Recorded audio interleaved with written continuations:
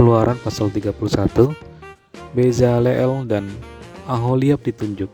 Berfirmanlah Tuhan kepada Musa, lihat, telah kutunjuk Bezaleel bin Uri bin Hur dari suku Yehuda, dan telah kupenuhi dia dengan roh Allah, dengan keahlian dan pengertian dan pengetahuan dalam segala macam pekerjaan, untuk membuat berbagai rancangan supaya dikerjakan dari emas, perak, dan tembaga, untuk mengasah batu permata supaya ditata, untuk mengukir kayu, dan untuk bekerja dalam segala macam pekerjaan.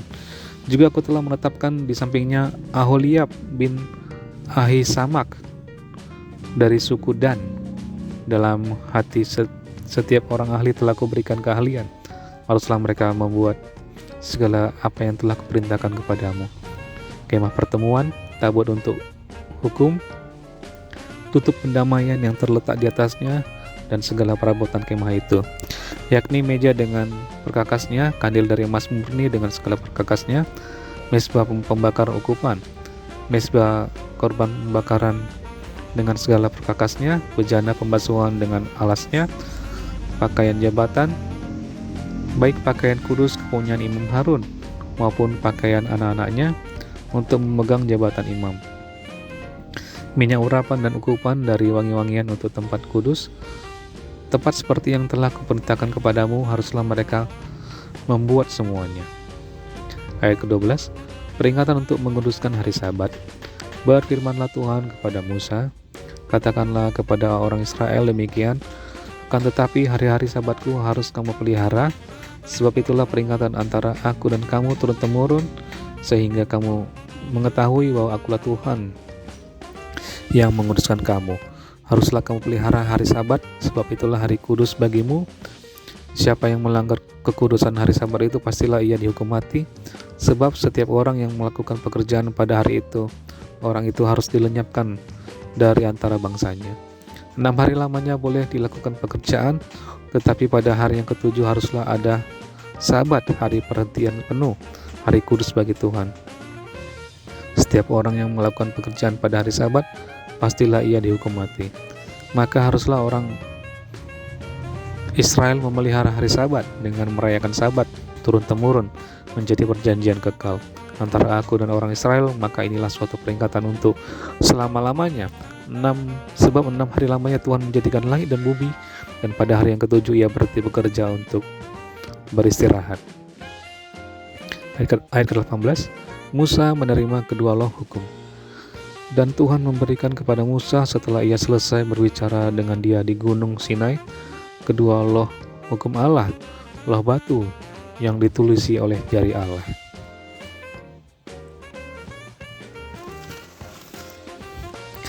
Keluaran pasal 32, anak lembu emas. Ketika bangsa itu melihat bahwa Musa mengundur-undurkan turun dari gunung itu, maka berkumpullah mereka mengerumuni Harun dan berkata kepadanya, mari buatlah untuk kami Allah yang akan berjalan depan kami, sebab Musa ini orang yang telah memimpin kami keluar dari tanah Mesir. Kami tidak tahu apa yang telah terjadi dengan dia. Lalu berkatalah Harun kepada mereka, tanggalkanlah anting-anting emas yang ada pada telinga istrimu, anakmu laki-laki dan perempuan, dan bawalah semuanya kepadaku. Lalu seluruh bangsa itu menanggalkan anting-anting emas yang ada pada telinga mereka dan membawanya kepada Harun. Diterimanya lah itu dari tangan mereka, dibentuknya dengan pahat, dan dibuatnya lah daripada anak lembu tuangan.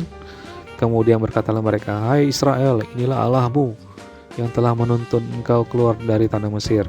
Ketika Harun melihat itu, didirikannya mezbah di depan anak lembu itu.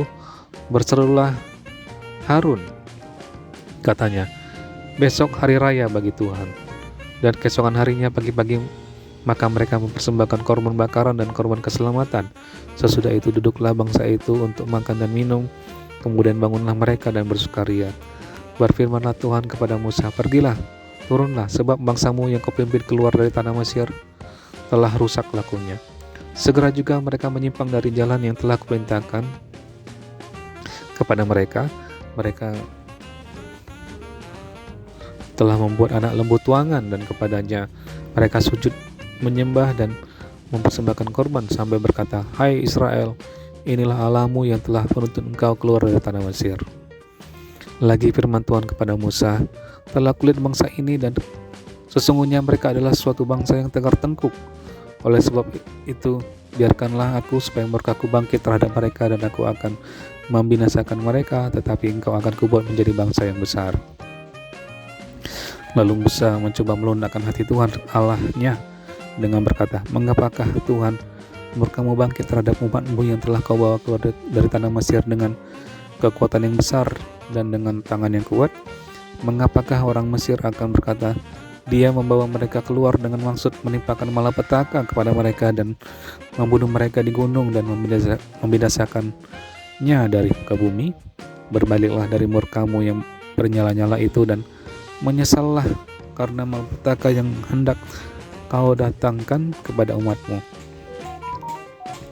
Ingatlah kepada Abraham, Ishak, dan Israel, hamba-hambamu itu, sebab kepada mereka engkau telah bersumpah demi dirimu sendiri dengan berfirman kepada mereka, aku akan membuat keturunanmu sebanyak bintang di langit, dan seluruh negeri yang telah kujanjikan ini akan kuberikan kepada keturunanmu supaya dimilikinya untuk selama-lamanya.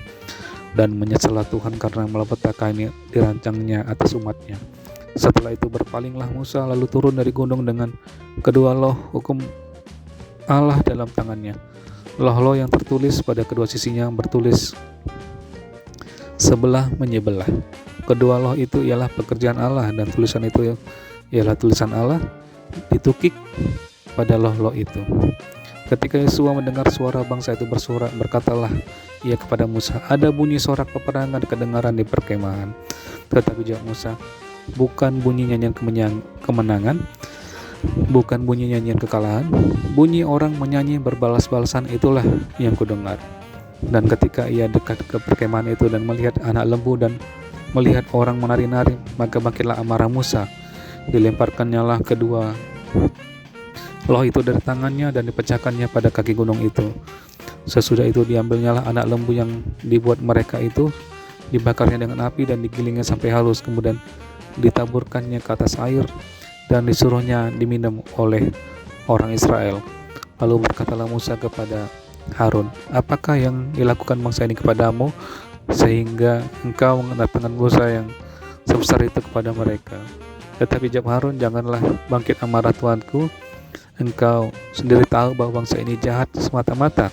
Maka berkata kepadaku, buatlah untuk kami Allah yang akan berjalan depan kami, sebab Musa ini orang yang telah memimpin kami keluar dari tanah Mesir, kami tidak tahu apa yang telah terjadi dengan dia. Lalu aku berkata kepada mereka, siapa yang mempunyai emas haruslah menanggalkannya. Mereka memberikannya kepadaku dan aku melemparkannya ke dalam api dan keluarlah anak lembu ini. Ketika Musa melihat bahwa bangsa itu seperti kuda terlepas dari kandang, Harun telah melepaskannya sampai menjadi buah cemooh bagi lawan mereka. Maka berdirilah Musa di depan pintu gerbang perkemahan itu serta berkata, siapa yang memihak kepada Tuhan datanglah kepadaku. Lalu berkumpullah kepadanya seluruh Bani Lewi. Berkatalah ia kepada Tuhan, beginilah firman Tuhan Allah Israel, baiklah kamu masing-masing mengikatkan pedangnya pada pinggangnya dan berjalanlah kian kemari melalui perkemahan itu dari pintu gerbang ke pintu gerbang, dan biarlah masing-masing membunuh saudaranya dan temannya dan tetangganya. Bani Lewi melakukan seperti yang dikatakan Musa. Pada hari itu tewaslah kira-kira 3.000 orang dari bangsa itu. Kemudian berkatalah Musa, baktikanlah dirimu mulai hari ini kepada Tuhan masing-masing dengan membayarkan jiwa anaknya laki-laki dan saudaranya, yakni supaya kamu diberi berkat pada hari ini keesokan harinya. Berkatalah Musa kepada bangsa itu, kamu ini telah berbuat dosa besar, tetapi sekarang aku akan naik menghadap Tuhan, mungkin aku akan dapat mengadakan pendamaian karena dosa. Lalu kembalilah Musa menghadap Tuhan dan berkata, bangsa ini telah berbuat dosa besar, sebab mereka telah membuat Allah emas bagi mereka.